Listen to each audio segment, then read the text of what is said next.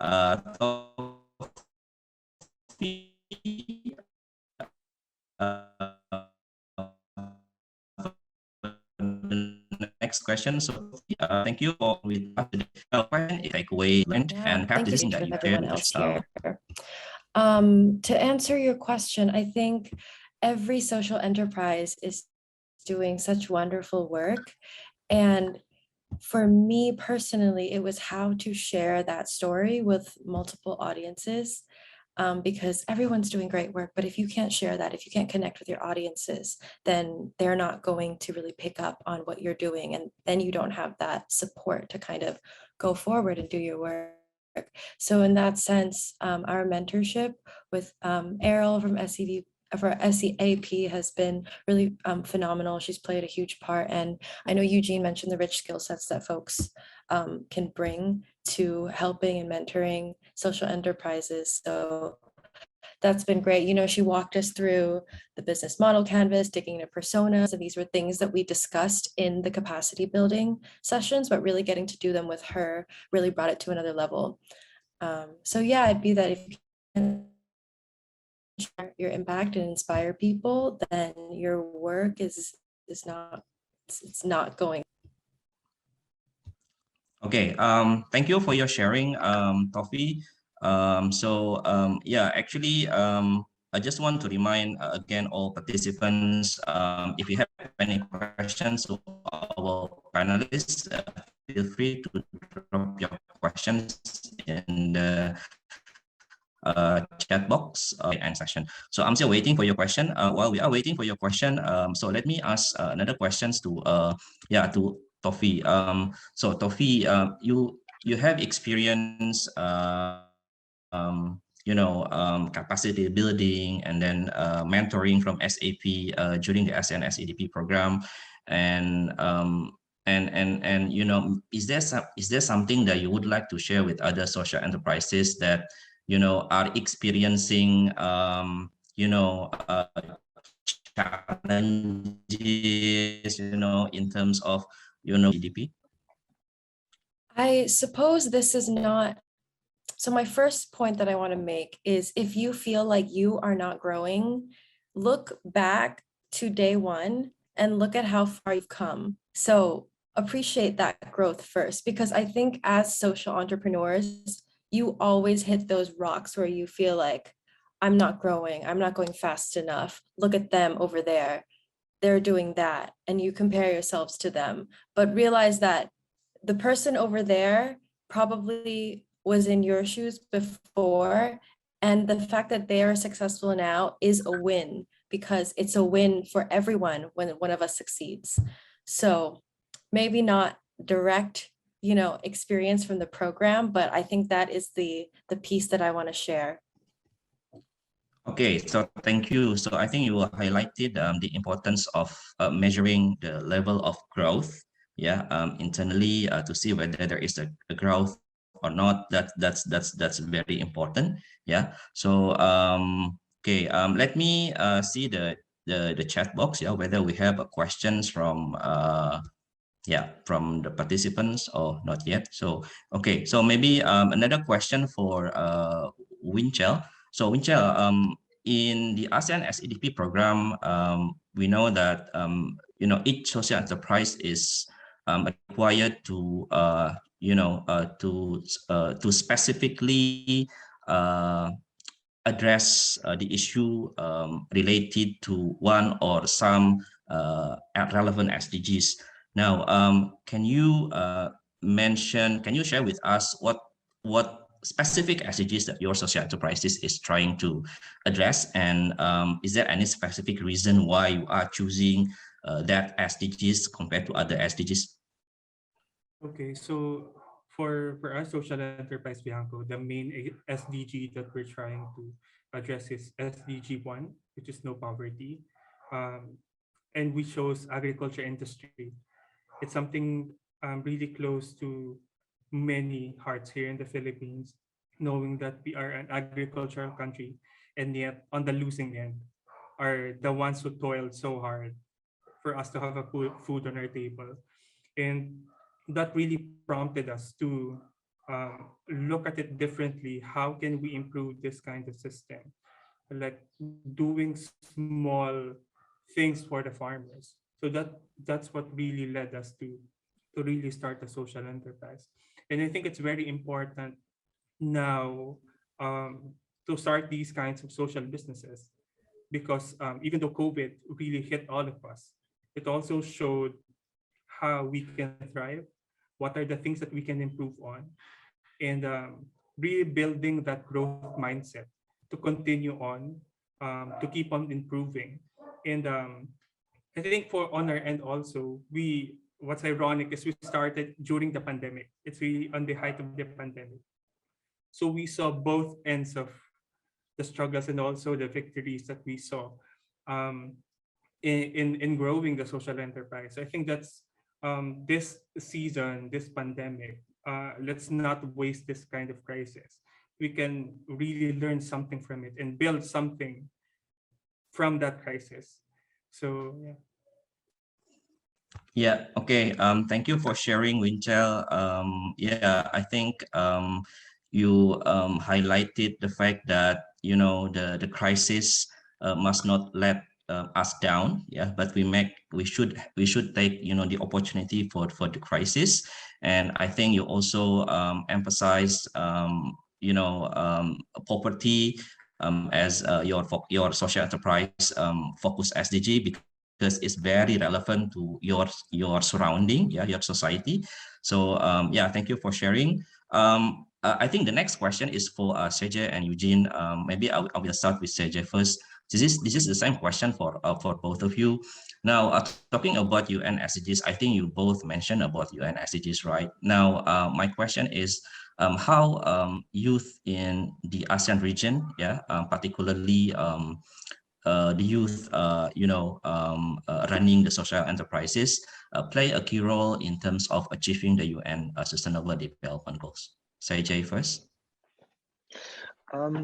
It's you should look at it from two sides. I think when you're talking about the role of the youth, especially when it and the social economical development and SDG goals, the youth in the region is the main driving force. It constitutes the majority of the workforce. It constitutes also the most inspiring, most innovative, most dynamic part of the population. And that's what's just important. They are the people who will be living in this world in the years to come. So it's both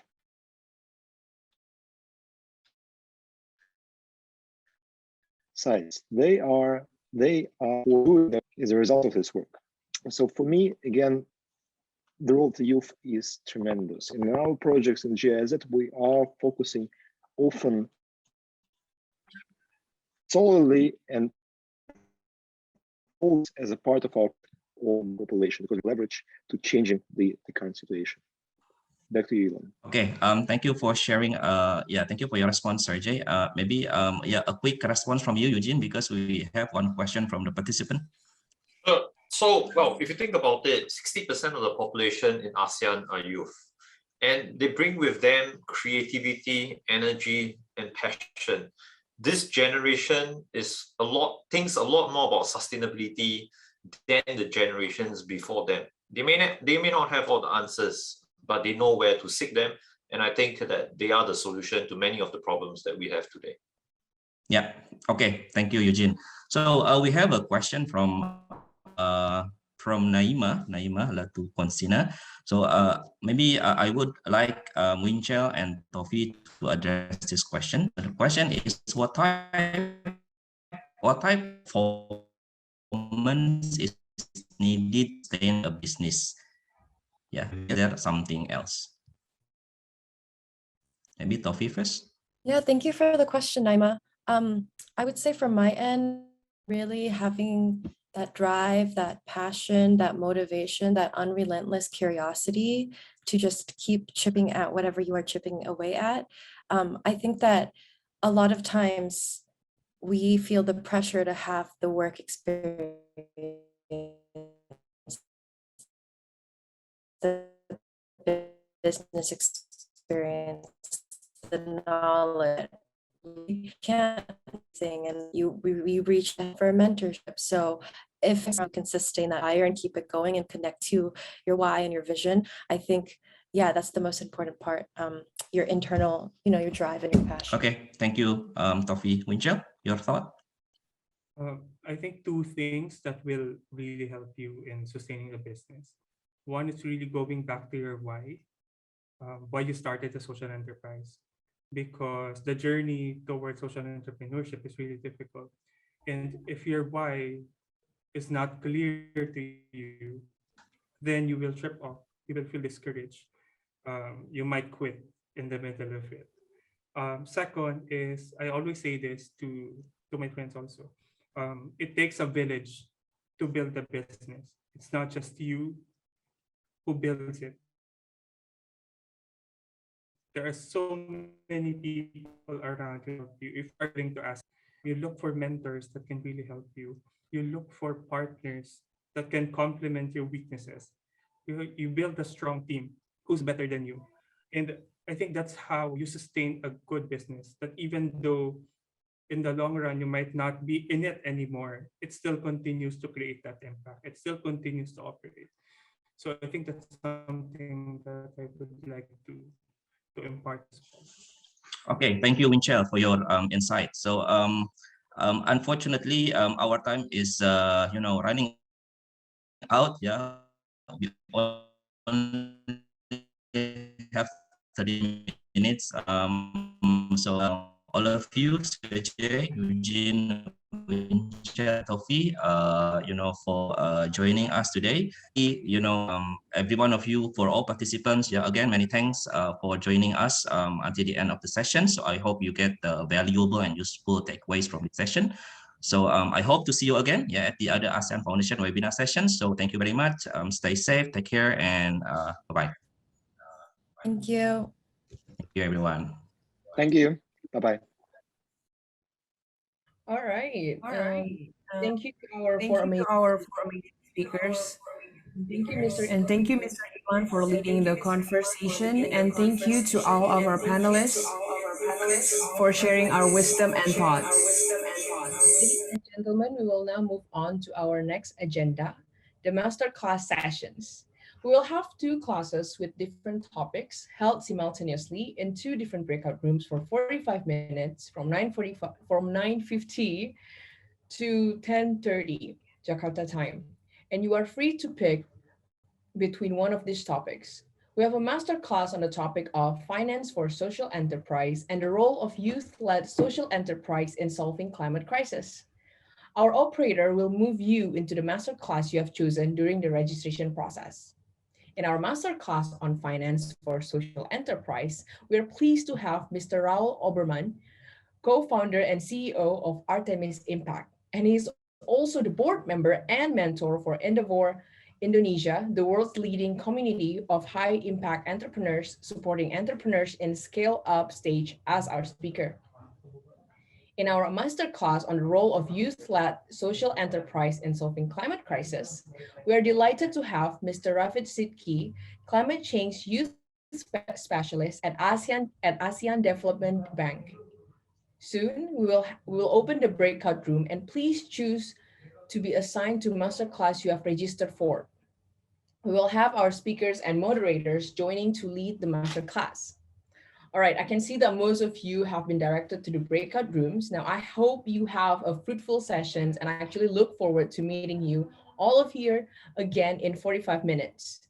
To those of you who are having technical difficulties in joining the breakout rooms, please do not hesitate to reach out the ASEAN SEDP team through the Zoom chat box. Thank you, and we will see you in a bit.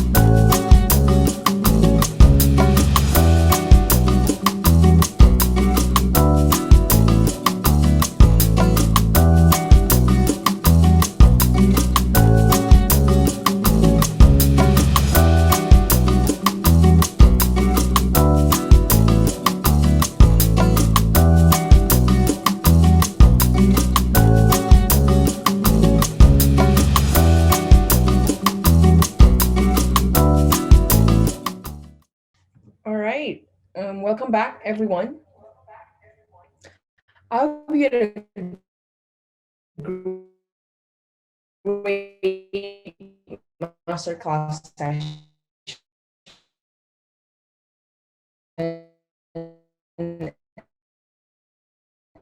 Have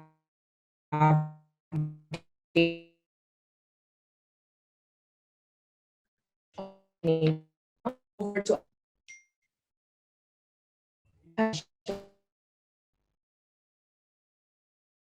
and will be moderator director of ASEAN Foundation and will feature an awesome lineup of speakers. First will join us Rule, representative of ACC. So without further ado, let me allow to invite Dr. Yang Mi Ang onto the screen, and I'm pretty sure all of you guys are already on the screen, but the time is yours, Dr. Yang. Thank you, Astrid. Yeah, I actually already take over just now, and then I'm back again. Thank you. Yeah, because of your line. I'm so sorry for all the audience today. Just be patient a bit. Sometimes we can't control technology. So thank you, Astrid. Yeah. Okay. I just want to thank everyone for staying back, even with all the glitches. But thank God we are still around. And managed to continue with our last session of today, which is we're going to have three very experienced speakers with us for this second panel forum. And of course, we will cover three types of perspective. So you will have a better understanding of the social enterprise landscape and what is the opportunities. So without further ado, let me introduce again one more time our three distinguished speaker.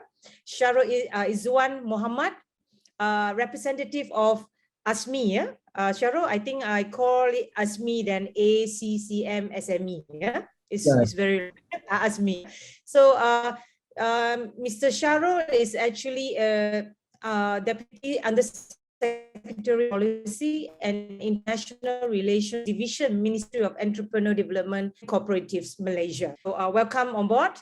And I go to introduce my second speaker, which is Mr. Jonathan Wong, Chief of Technology and Innovation, Uniscap Bangkok. Hello, welcome to the forum. And our third but not least, Vania Santoso of 12. So you can imagine, this is the gurus here. So Vania is actually a co-founder of Hey Static, representative from ADB Youth for the Asia Network.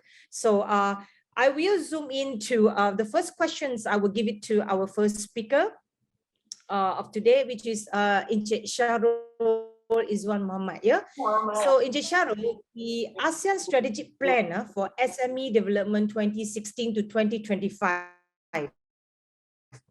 envisions creating globally competitive MSMEs. So this is such as social enterprises. So how do you think ASEAN youth could take part in achieving this vision?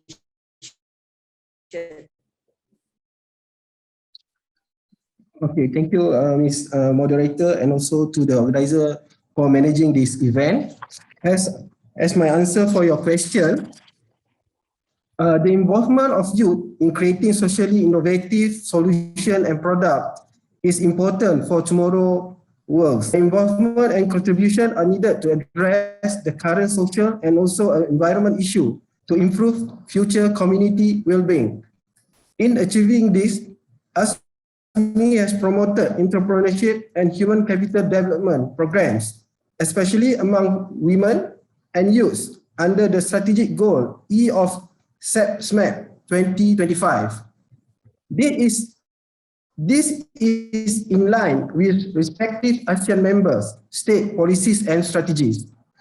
In addition to that, ASME has also collaborated with UNSCAP and IBAN to develop the ASEAN Inclusive Business (IB) framework, where social entrepreneurship is identified as one of the approach that inclusive businesses can be implemented in ASEAN and has the potential to be scaled up into IB models. In this regard, ASME has collaborated with the ASEAN Foundation in the ASEAN SE Development Program, SEDP, to further inspire and enable youth of ASEAN to scale up their social enterprise in the region. Similarly, ASME has also collaborated with Korea in a sustainable business model competition since 2020. The role of social enterprise is even more critical now that we have experienced the impact of COVID-19, especially the vulnerable groups. What the ASEAN youth can do is to participate and engage more through their respective countries in the programs that help build their awareness, skills, and capacity, especially in the area of inclusive business model. If we look at the finding of the World Economic Forum survey, youth adapted fairly quickly to the new normal, continuing to study, work, learn new skills, and even most encouragingly, many of them exhibited signs of a growth mindset, resilience, and agility in facing challenges and working within limited resources. Yeah. Thank you, Shahrul, for sharing about the vision and the plan of CESMET of 2025. Okay, I would like to also zoom in a little bit about this CESMET. CESMET is focusing on promoting entrepreneurships and human capital development. So human capital, in this sense, it's also focusing on women and also youth. Why is it the highlight for this matter? And why these two groups are the highlight? Okay, the CESMET 2025 was structured acknowledging the diversity of the definition and characterization of MISME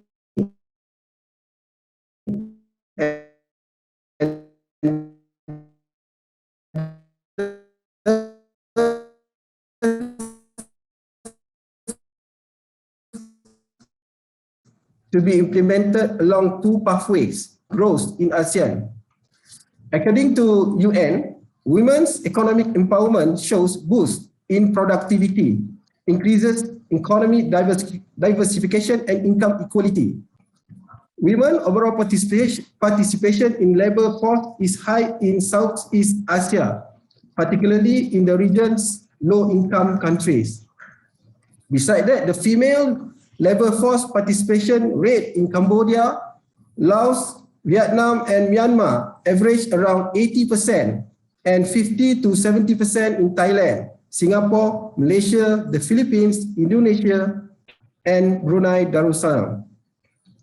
On average, their share of total business establishment range between 19% to 65%, with the highest recorded by Cambodia, 26% in Malaysia, based on 2015 economic census.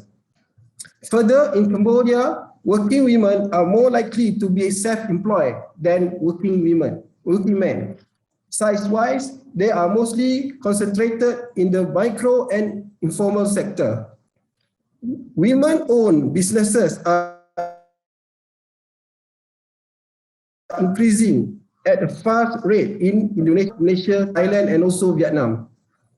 On youth entrepreneurship, in the last 20 years, between 1997 and 2017, the youth population has grown to 213 million people. It is expected that youth population will contribute to a bigger percentage in the productive working age population by 2030. Compared to other regions, young entrepreneurship in South and East Asia have the highest percentage of businesses that creates between 1 to 4 jobs, and roughly half of the youth businesses providing no additional jobs. By focusing on youth, particularly under the context of CESMET 2025, We will promote and develop ASEAN talent for ASEAN Miss Me. Okay, thank you, Sharul, for this sharing. So there is, based on these a few statistics about youth and women. That's why the focus of ASEAN is to have a more inclusive approach. So now I will turn the questions to Jonathan, our second speakers of the today. Jonathan, you have extensive experience in social innovation and entrepreneurship, in terms of innovative financing, impact, investing, and technology. So you have advised government across Europe, Africa, Asia, and Pacific. So could you also share your experience specifically on in ASEAN context? What is the priority needed to be made by key stakeholders to actually boost up the entrepreneurship, social enterprises in ASEAN? Sure. Thank you very much. And first, thank you very much for inviting me to speak at this session. Just very quickly, for those of you who don't know who United Nations Commission for Asia and Pacific are, we're the Asia Pacific arm of the UN. And when we say Asia Pacific, for me, it's 62 countries from as far west as Turkey, as far southeast of the Pacific. And just a bit about my work. I previously was an impact investor, so I invested in social entrepreneurs. I now advise governments on social entrepreneurship, inclusive business policy. So this will give you a flavor of what I'll be saying. On priorities to grow the social enterprise sector, for me, and let me link this to the masterclasses that have just happened on finance and youth. It starts with education. It certainly does. Now, I won't tell you how old I am, but when I went to business school, they taught me how to make money. That's what they taught me to do.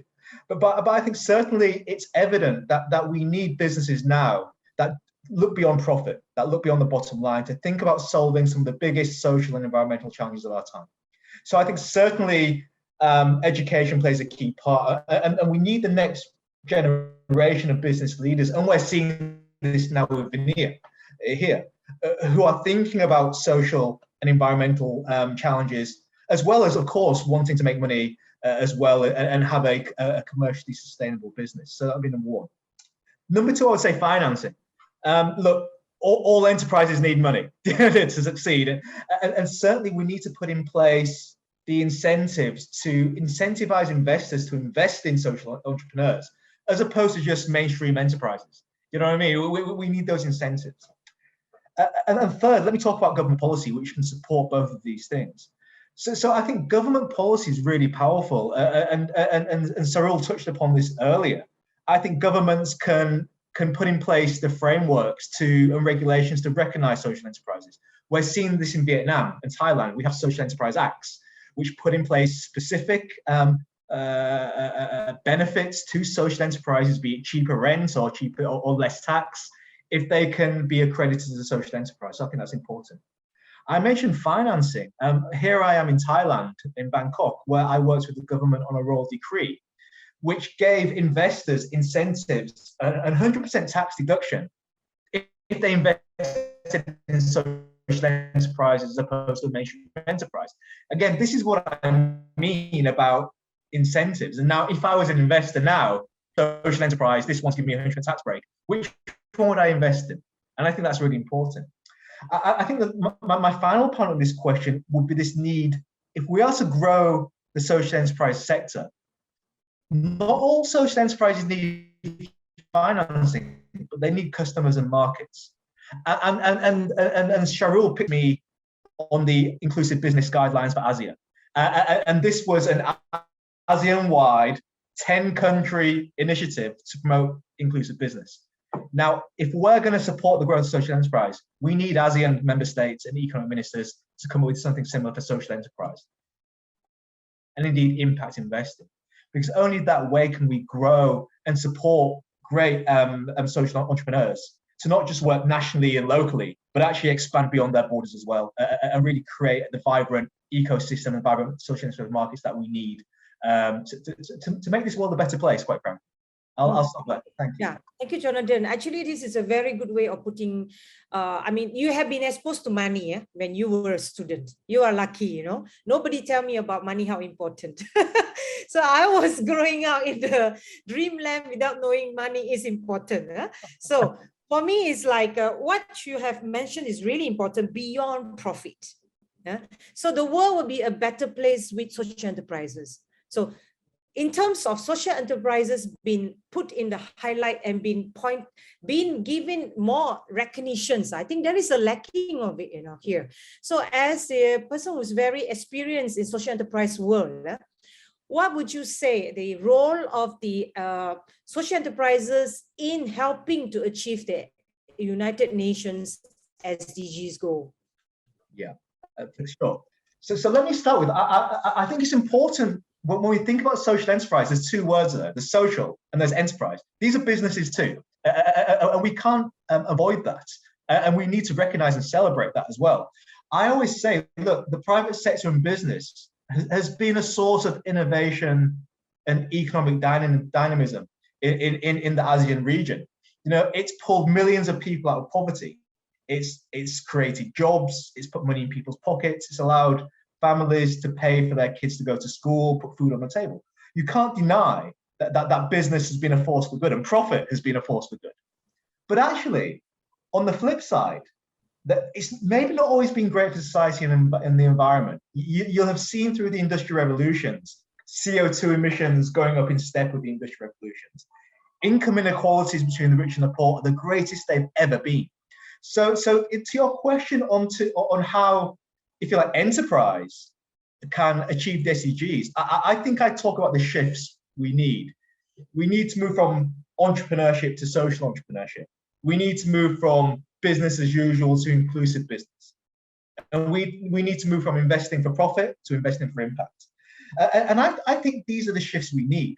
So we're not there yet, but certainly I would look broader than just social enterprise and maybe think about how does business need to change to achieve the SDGs.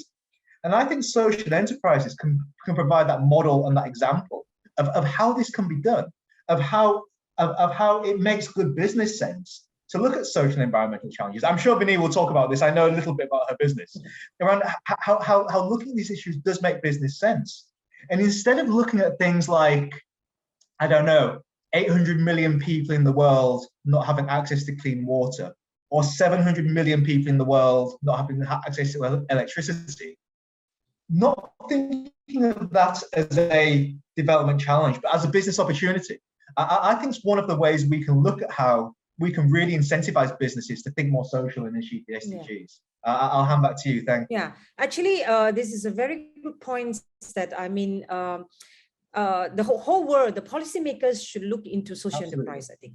I mean, I agree with you that like carbon footprint, the climate issues, and all the COP is having meeting right now, and nothing can be solved without looking into how they can spread the responsibility, by giving it to the social enterprises. I think this is something the strategy and policymakers have to look deeper into, because there are so many social enterprises, so many SME startups in the world. I think the whole world, especially in Southeast Asia, is about more than 80% are SMEs, So I think the focus has to be on them right now. So that is coming up from what you has mentioned. So I will go to Venier. Venier, you started your journey into activism early age of 12, and now you're running your own social enterprise while at the same time contribute to multiple youth initiatives in ASEAN. So could you share your thoughts on why do you think youth-led enterprise entrepreneurships is important for ASEAN? Sure. Thank you. And yeah, I think just to really highlight here when the question is about why it's important, I think the question would be like, why not? Because I mean, in terms of the young people's power itself, from quantitatively as well as qualitatively, they really shown a great power that they hold.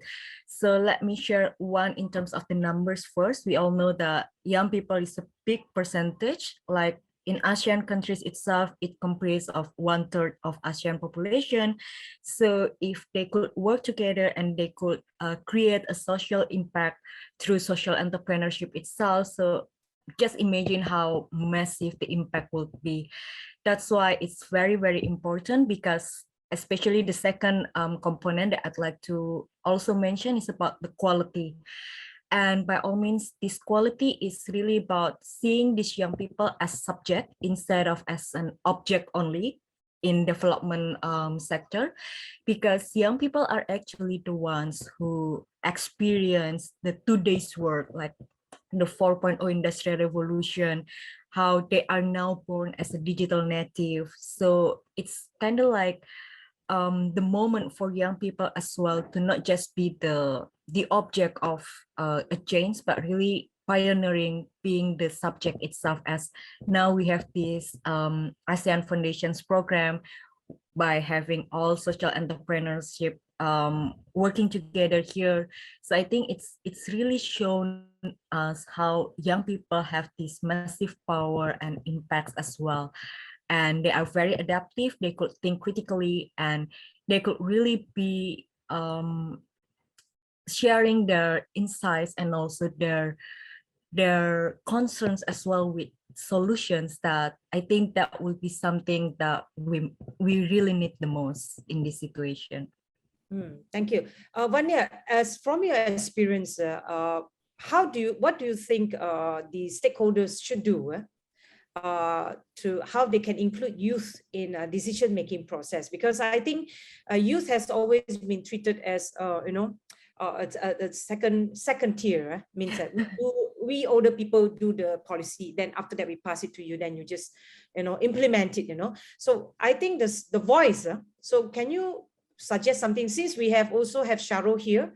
Maybe Sharo can bring back the suggestions from you later to the policymaker. Yeah. Yes, sure. I think I'd like to re-highlight what Jonathan mentioned earlier about the ecosystem itself, because when it comes to catalyzing the growth, I mean, it's very relevant to creating the ecosystem first, a support system for these young sociopreneurs to be able to thrive. And by all means, for them to thrive, then it needs to have the proper capacity building. It needs to have like a supporting ecosystem. So it's not just the social enterprise working on their own, working alone, but really supported by other stakeholders. And by all means, like for example, from the government, I think the regulations should also be something not limiting the growth of social enterprise itself. For example, in the previous breakout room, I also joined both breakout rooms, and I heard one that Raul mentions about the finance itself. So I think when it comes to government's regulation, for example, we can take from the tax itself, how it wouldn't be a burden for social enterprise to grow, and other regulations that they could create as an empowering support system for social entrepreneurs. And then like from academic side, for example, how they could support the research and development progress. Also, for example, working on community projects with the numbers of university students to partner with the social enterprise or internship model that could support the social enterprise to grow as well. Media could give a spotlight to the social entrepreneurs. Private sectors, for example, they could buy products or services from social entrepreneurs. So working alongside, as well as setting their budget allocation, for example, from corporate social responsibility or extended producer responsibility, to be supporting these social entrepreneurs, especially for the environment itself. So I mean, all these stakeholders could really be a supporting ecosystem for the social enterprise to grow as well. And I believe that's also the reason why ADB also keeps creating a meaningful youth engagement programs, as Rafid mentioned in the breakout room as well, such as, there is this upcoming one as well, the meaningful youth engagement in ADB's greater Mekong sub-region sustainable agriculture and food security program. So this is kind of like an example on how all stakeholders could provide like a platform for young people for social entrepreneurs as well to learn further about how these young people are not just an object of development, but really a subject. So involve them in this meaningful youth engagement itself, because there will be this session this end of November, 30 November, so you could check it out as well. While in terms of how we can really include more youth in the decision-making process, then it all means about the meaningful youth participation. So we just don't invite youth for the sake of, okay, let's have youth representative, but then doesn't give a proper space to speak up, but really tailor the program itself in a more youth-friendly format, in starting from the terms that we are going to use, and then how the facilitation would work, and also facilitate the young people to speak up as well. Because sometimes how I see it, that there is a forum, and then, okay, there is this youth representatives, but there is not enough room for young people to really speak up. So having this kind of tokenistic participation is not a good way, in the sense that young people are just being a decoration. But instead, we should really push the young people to be the center, because when we say about, okay, let's have young people as the agent of change, but if we don't really give the spotlight to the young people, I think that would be another problem for us, as we are only doing it in a tokenistic way. So yeah. Okay, I think that this is one of the very important point is inclusive. I mean, Yes. involve the youth in all the stages. Not only put them as a decorations, because most of the time, some of the policy forums that I have attended sometimes did that, unintentionally, I think. Yeah.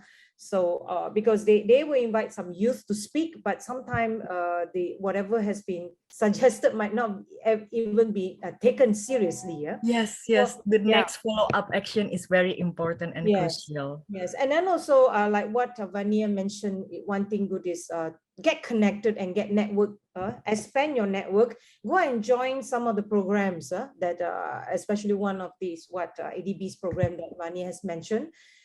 If you don't know how to start, because some of the youth here today might not have any ideas, what to do, what kind of social enterprise business to do, because as what Jonathan mentioned just now, it's about sustaining also.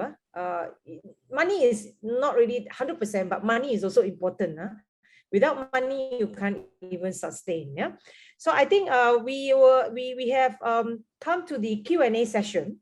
So I see that Jonathan, you have a lot of questions here for you also. So I will pick one questions for you. You mentioned idea of business innovation or new business practice that aims to develop an effective solution to social and environmental issues, including the social enterprise model. So do you think that post-COVID-19, this model, social enterprise, will gain momentum, or would it be just the same? Yeah. What is it? Yeah. I pray it does. I think what COVID, I think the key message that COVID has taught us is that you can't separate economic and social issues anymore. So I'll give an example. Many governments are struggling with, do you lock down your economies to keep everyone healthy, or do you open them up to help the economy, which may have a detrimental impact on their health? That's what I mean. They're linked. Economic and social issues are linked. And this is where, look, it's a social enterprise. These two things come together. And I think certainly as an idea, it really resonates with the conflicts we're having between social and economic aspects that we're facing within COVID.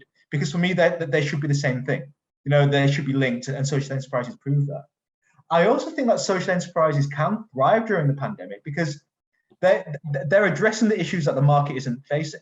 So many of the very poorest people have no access to vaccines, or any of the hygiene products that we have, or indeed schooling because of this. And you're seeing social enterprises stepping in to help out the very poorest. And I think this is where it's really come to the fore, even with tracking and tracing and various COVID-related technologies. In Korea, many of these have been developed by social enterprises, not the government, not corporations, but social enterprises who are in the localities on the ground, seeing the problems and solving the challenges. So yeah, I think absolutely social enterprise should come to the fore during the COVID pandemic, and I really do hope it will. Thank you. Jonathan, referring to what you're mentioning just now about innovation and matching it to the needs. I mean, being a social enterprise now, it's a little bit tough. First of all, it's a limitation of movement, definitely, during the pandemic. So how, as a social enterprise, how can they think of the way to be more different? I mean, unique propositions, to stand out from others, because I will not say that social enterprise don't have to be unique, they have to be unique because there's so many social enterprises around. And it is also a lot of competition out there. So what is the advice for them to be more, and people see them, people can recognize their products and brands and all that? Yeah, I think that for me, I say this as an investor, previously as an investor in social enterprises. The first question I asked always, what is the problem you're trying to solve? And I would start with that. Not about what your brand, what is it, and how much kind of does my organization or the way I invest care about that challenge? I mean, certainly that would be the first question. And do I honestly have the skills as a social entrepreneur to achieve that? That's how I would start, and that's differentiation. I think being very clear on what the problem or the challenges you're trying to solve can give you your kind of value addition and your uniqueness in many ways. And it doesn't have to be the biggest challenge in the world. Social enterprise can be big or small. Not all need to grow to be a large-scale corporation or look for a management buyout, whatever it may be. There is such value in social entrepreneurs working at a very local level to solve problems, the very real-world problems that the very poorest people and the most vulnerable communities are facing. So I would start with the challenges, is what I would say. Yeah, and then what is the best sectors that you think? There's so many, SDG got so many. Which one? I mean, from your view. The world has so many problems. I mean, yes, the world. Listen, as you mentioned, we're in the midst of COP26. The climate crisis is the biggest crisis to face our generation.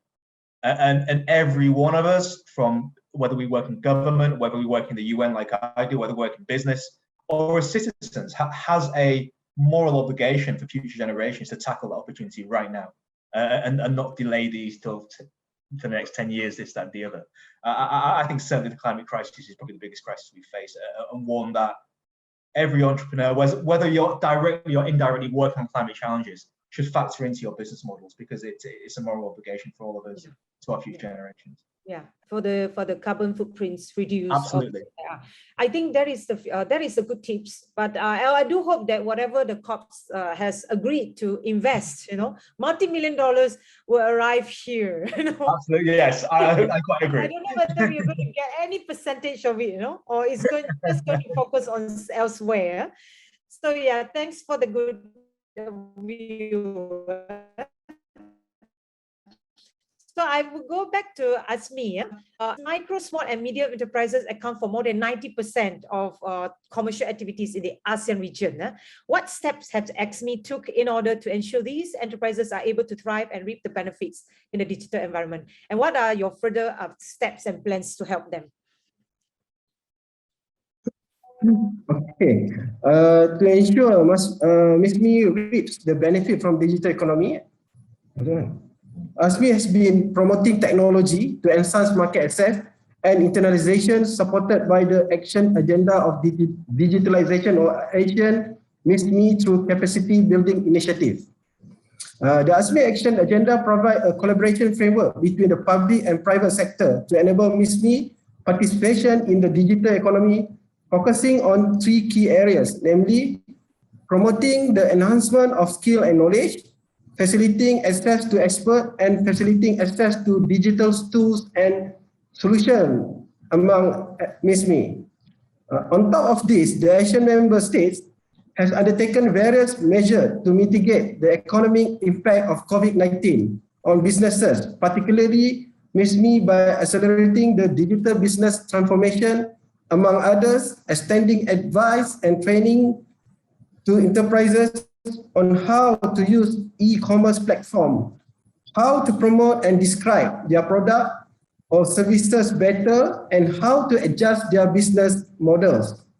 The second one is supporting digitalization and innovation of business operation through online platform that connect technology startups to traditional industry as well as enterprises to market. And the third one, providing new financing facilities might increase MISME capacity to afford digital technologies. Asked me to collaborate with the private sector and civil society to implement several capacity building activities and platforms, which include the ASEAN SME Academy that enable users to learn about various subjects related to SME development at their own pace. More than 70 curated courses are available on the platform. Half of them are related to digitalization, including legal aspect of cross-border e-commerce, learn digital marketing concept, and strengthening global presence to online marketing. Go Digital ASEAN, a three-party collaboration between ASME, the ASEAN Foundation, and Google to expand economic opportunity across ASEAN countries and minimize the negative impact from the COVID-19 crisis by equipping underserved communities with critical ICT skills to leverage the digital economy to tailor program based on the need of beneficiaries in each country. Since its inception in June 2020, the project has reached out to more than 150,000 individuals. 76.6% of them are MISME, and 73.7% of trainees identify as female. Yeah, thank you so much, Sharola. So I hope that you have managed to take notes of what is the what Cheryl has mentioned and shared with you. So go to the platforms, Cheryl, HME's platform. Cheryl, you can type it at the message box for everyone to visit your site, you know, especially the academy for trainings and all that. There are many free trainings. So I think because of the time, it's a bit running out. I think I will give one round of each of the speakers to give your view on this enterprise, some tips, and to end the sessions. So I will start with Vania first. Thank you. Yes, I think I share my tips, especially to respond to Alexandro's question in the chat box recently about how to be inspired to thrive as a social enterprise at a young age. I would say that it's very important for us to have a supporting ecosystem as well, a good support system, be it our family, our friends, our mentors, like this ASEAN Foundation program, or from the other institutions that could also help us to shape our ways and also support us in terms of seed funding, for example, because currently there's been like a lot of opportunities for young people, especially social entrepreneurs, to start their own, starting from the seed funding programs, and that's how we can also try to shape our model business, just so it could be having a more sustainable, financially sustainable model as well. So yeah, having this kind of good support system could help us to thrive and also to get inspired as well, so that we understand and we admit that we are all living in this world to also give impacts, not only for ourselves, but also to be able to contribute for others. Yeah, thank you, Vania, for the very good advice. How about Jonathan? What do you have to say? I'm not an entrepreneur, so my advice would be listen to Vania. But what I would say is I've spent the majority of my career being very inspired by social entrepreneurs, and I've made it I'm not an entrepreneur at all. It's made my job to find them money, you know, to support them however I can. So listen to Vania would be my advice, number one. Number two, just be optimistic, because there is an enabling environment growing around you. Again, I think Sharul shared many examples from AXME and ASEAN, but also in Malaysia, where MEDAC have done incredible things to support social enterprises. You're having governments talking about social entrepreneurship and the importance of it. Within the UN, you're having the UN saying how it's important. You're hearing investors saying that they want to invest for impact, not just for profit. there's an ecosystem growing around you that should give you the optimism and hope to actually take this path. Because I know it's a difficult path. I've seen it many times. As the question in the chat mentioned, it's hard to balance the social environment and the economic aspect. But yeah, continue to be brave. Again, follow the advice from people like Vinia, and be aware that there's an ecosystem, a supportive ecosystem growing around you. Thank you. Thank you. I actually saw some Tron Dao mention, is there any way to reach all the speakers today? Maybe you can share your email, if you don't mind, in the box now, so that some of them can actually connect to you and ask you for advice, But I really agree with what Jonathan mentioned. I tried to be a startup and I tried to be an SME before, and it is so difficult. Yeah, I'm terrible. I'm not an entrepreneur. Jonathan, I agree with you. I say this is not for me because it takes a lot of resilience and persistence, So I really respect all of you out there, the social enterprises, you are really great and you really bring values to this world. I would like what Venice says. So last words from Sharo. Sharo, you have any advice? People all looking for you for help? Yep. So Mr. Yang, as a policymaker, we always think a way in order to strengthen the ecosystem of the SE in the ASEAN. As for Malaysia, for example, in Malaysia, in order to create positive social and environment impact for SE in the budget 2022, one of the incentives that we give to the SE is income tax exemption for social enterprise. That is for example. So as you mentioned that we always try harder in order to create a positive ecosystem for SE to develop themselves further in the future. Okay, thank you so much, Cheryl.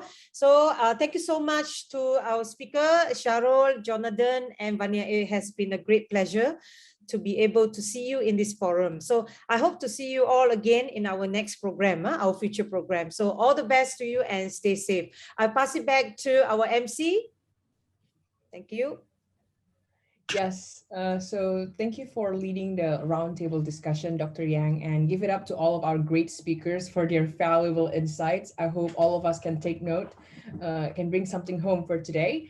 So, and now, ladies and gentlemen, the moment we've all been waiting for, the announcement of ASEAN Social Enterprise Development Program SID Grants recipients. Yes, so it's launched in April 2021.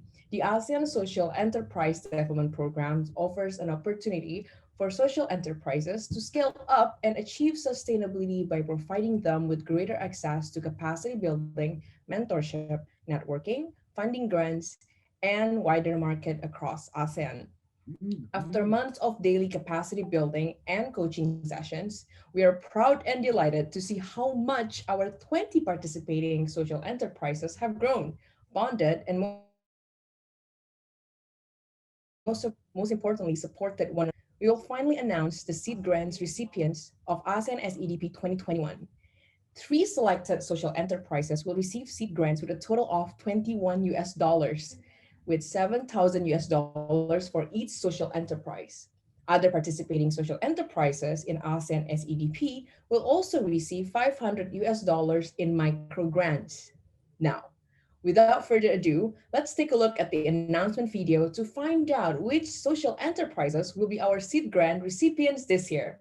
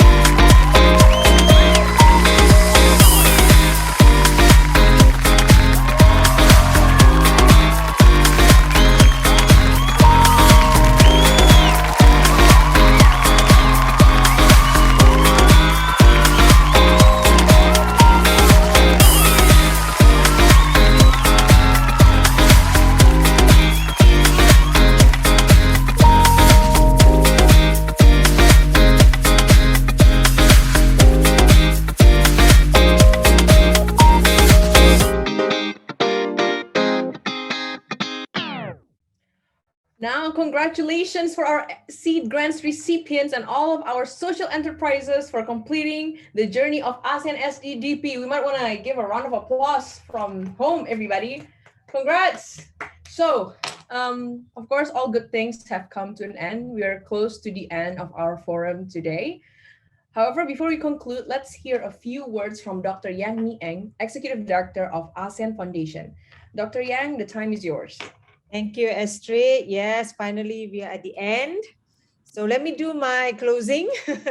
His Excellency Ambassador Nguyen Hai Bang, Permanent Representative of Socialist Republic of Vietnam to ASEAN, Mr. Sergei Makarov, ASEAN Cluster Coordinator at GIZ, Mr. Eugene Ho, Head of Corporate Social Responsibility as SAP East Asia and Pacific, honorable speakers and partners, the 20 selected social enterprises under ASEAN Social Enterprise Development Program, distinguished guests, ladies and gentlemen, good afternoon. And we have finally reached the end of the ASEAN Social Enterprise Development Forum 2021. And it is my great pleasure to deliver a closing remark for this momentous event. Firstly, I would like to take this opportunity to express my most sincere gratitude and appreciation to all speakers and participants for participating in today's forum. So today we have heard the conversation regarding the ASEAN Social Development Program, gain valuable knowledge during the 2 masterclasses sessions, and acquire inspiring insights during the roundtable discussions. So I want to congratulate the 3 social enterprises who have won the tickets to receive a total funding of 21,000 USD. So hopefully this seeds grant will catalyze and support your social enterprises to create greater impacts on the community and society. So I also want to congratulate all the 20 selected enterprises for successfully completing the ASEAN Social Enterprise Development Program. Your progress, growth, and improvement throughout all the comprehensive capacity building, coaching, and mentoring sessions are remarkable and worth the praise. So the entrepreneurship spirits you have shown during this program has provided evidence that youth, with their resilience and creativity, it's a very promising leader to drive ASEAN towards a brighter future. So once again, thank you for your participation and enthusiasm throughout this program. So I hope that all your experience that you got, the skills you refine, and the creativity and innovation you enhance during this program can advance you further positively, contribute to your long journey in the future, and also inspire you to keep becoming conscious individuals who are socially aware of the problems around and willing to contribute to the society. So I wish you all the best. Good luck in your future journey of creating wider impacts to the development of the ASEAN region and also to the global community. To end my speech, I would like to once again express my appreciation to the organizing committee for this remarkable event, to all speakers for their insightful contribution, to all the participants, all the best. And to our GIZ, on behalf of German Federal Ministry of Economic Cooperation and Development, BMZ, and also SAP for the huge support in making this program a successful implementation. So I wish you a great and wonderful afternoon and coming weekend. So hope to see you again in our next endeavors. Thank you. Back to Astrid. All right, thank you so much, Dr. Yang, for your closing remarks. And with that, ladies and gentlemen, we have finally reached the end of ASEAN Social Enterprise Development Forum. We would like to sincerely convey our gratitude for all of our speakers, guests, and participants for joining this special event. We hope that our event today will be meaningful for everyone. And please do not forget to submit the evaluation form in the link we have put in your chat box. Okay, so stay safe. Thank you. Congratulations and have a good afternoon and weekend. Astrid, photo. All right. Maybe all of us can. How can we go with the photo? Right. I think all of us can show our beautiful faces first. We can take a really quick group photos just to remember this event by, and maybe post it on social media. Let's take a quick pictures, everyone. 1, 2, 3. We have 6 screens, so bear with me. 1, 2, 3. Another one. 1, 2, 3. And then I'm just gonna do the last 3. Yeah, we basically have everyone. Come back to you, Astrid. All right, so that concludes the photo taking concludes the end of this today's forum. Thank you, everybody. Don't forget to submit the evaluation form.